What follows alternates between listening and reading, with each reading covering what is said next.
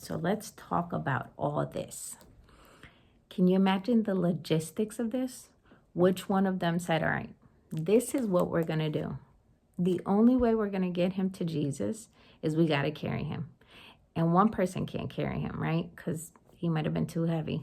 So it's too many people to get through. We're going to have to take the bed.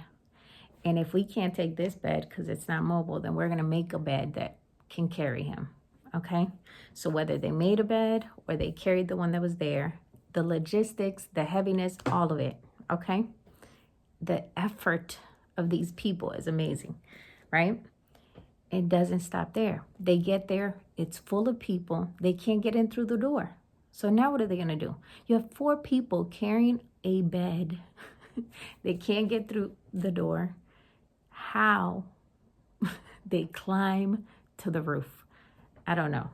But they did it. They climbed to the roof, and it doesn't stop there. They break the man's roof. So they open it up, and then they still have to let the bed down without dropping the man that's sick with palsy. So do you realize how many steps it took, how much dedication to making sure that this man got to Jesus, right?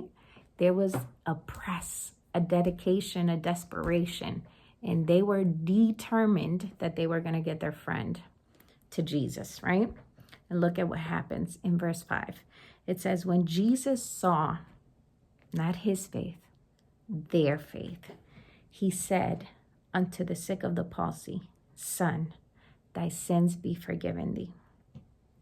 So he gets a healing.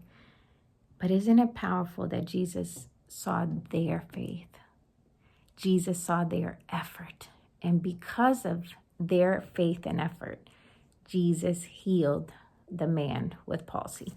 So it just shows how important our friendships are. What if somebody would have just said, you know what, this is too much. Like, look, I'm going to need you to just believe from here that God can heal you, or, you know, he'll be fine. He's had it this long, you know, let him just live out the rest of his days.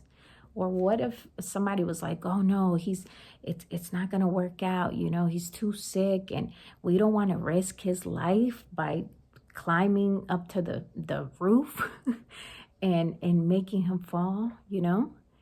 And if you put that in the spiritual perspective, there will be people who will see you in your grief, in your disappointment, in your moment of darkness, in your moment of misery. And